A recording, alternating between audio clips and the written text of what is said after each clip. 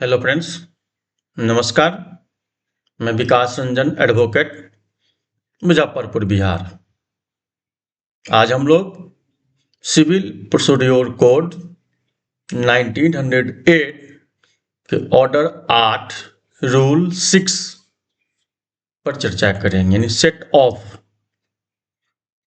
Particular of set off to be given in written statement, यानी जब हम written statement में सेट ऑफ का जब हम जिक्र करते हैं तो उसके बारे में यहाँ पर हम स्टडी करेंगे, आज डिस्कस करेंगे कि जब हम रिटेन स्टेटमेंट में सेट ऑफ जब मेंशन करेंगे तो उस रिटेन स्टेटमेंट का क्या इफेक्ट होगा, उस पर हम लोग चर्चा करेंगे। तो set of is cross suit of any suit, यानी सेट ऑफ जो होता है वह किसी भी सूट का क्रॉस सूट होता है। यानी जब डिफेंडेंट प्लेंटिफ से इफेक्ट होते हैं और जब प्लेंटिफ कोई मनी सूट लाता है, रिकवरी ऑफ मनी के लिए कोई सूट लाता है, तो उस कंडीशन में जब डिफेंडेंट रिटन स्टेटमेंट फाइल करते हैं तो उसमें अपना क्लेम भी फाइल करते हैं। उनका क्या दावा है, इसको हम लोग सेट ऑफ कहते हैं। वो जो प्रोसीडिंग है वो सेट ऑफ कहलाता है। ये न्यायालय के अधिकार क्षेत्र के अंतर्गत होता है, यानी किसी भी सिविल न्यायालय का एक इकोनॉमिकल लिमिट होता है, तो उस लिमिट के अंतर्गत ही सेट ऑफ फाइल होता है। यानी wherein a suit for recovery of money the defendant claims to set off against the plaintiff demand any as certain sum of money legally recoverable by him from the plaintiff, not exceeding the pecuniary limits of the jurisdiction of the court, and both parties feel the same character as they feel in the plaintiff suit, the defendant may at the first hearing of the suit but not afterwards, unless permitted by the court, present a written statement containing a particular of the debt how to be set off। यानी set of में जब plaintiff recovery of money के लिए suit लाते हैं तो suit में defendant का जो इंटरेस्ट होता है, उस इंटरेस्ट के लिए जब वो रिटेन स्टेटमेंट फाइल करते हैं तो उसमें अपना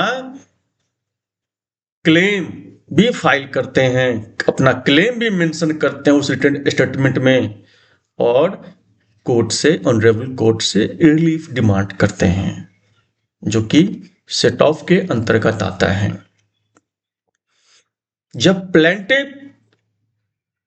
प्लेंट फाइल करते हैं कोर्ट में, सूट फाइल करते हैं कोर्ट में, तो डिफेंडेंट WS देते हैं, रिटन स्टेटमेंट देते हैं विथ सेट ऑफ। अब उस सेट ऑफ पर प्लेंटिफ भी ऑब्जेक्शन दे सकते हैं। ऑनरेबल कोर्ट के द्वारा यह तय किया जाता है कि किनके द्वारा डैमेज किया गया, कौन लिएबल है रिलीफ के लिए, कौन कितना लिएबल है रिलीफ के लिए, इस तय ऑनरेबल कोर्ट के द्वारा किया जाता है। Effect of set off, the written statement shall have the same effect as a plaint in a cross suit, so as to enable the court to pronounce a final judgment in respect both of the original claim and of the set off but this small not affect the land upon the amount degree of any pleader in respect of cost payable to him under the degree। यानी जो degree होता है उस degree के अंतर्गत जो भी cost fix होता है, जो कॉस्ट का डिमांड होता है वो डिग्री के अंतर्गत कॉस्ट फिक्स हो जाता है। यह सेट ऑफ उतना ही इफेक्टेबल है जितना कि कोई भी प्लेंटिव जो प्लेंट फाइल करता है उसी के अनुसार रिटेन स्टेटमेंट सेट ऑफ के अंतर्गत जब फाइल होगा वो भी उतना ही इफेक्टेबल है। यदि किसी कारणवश प्लेंटिव द्वारा फाइल किया गया सूट डिस्पोज हो जाता है लेकिन डिफेंडेंट का जो रिलीफ है वो कायम रहता है, वो प्रोसीडिंग चलता है और डिफेंडेंट के फेवर में ऑर्डर होता है। The rules relating to a written statement by a defendant apply to a written statement in answer to a claim of set of.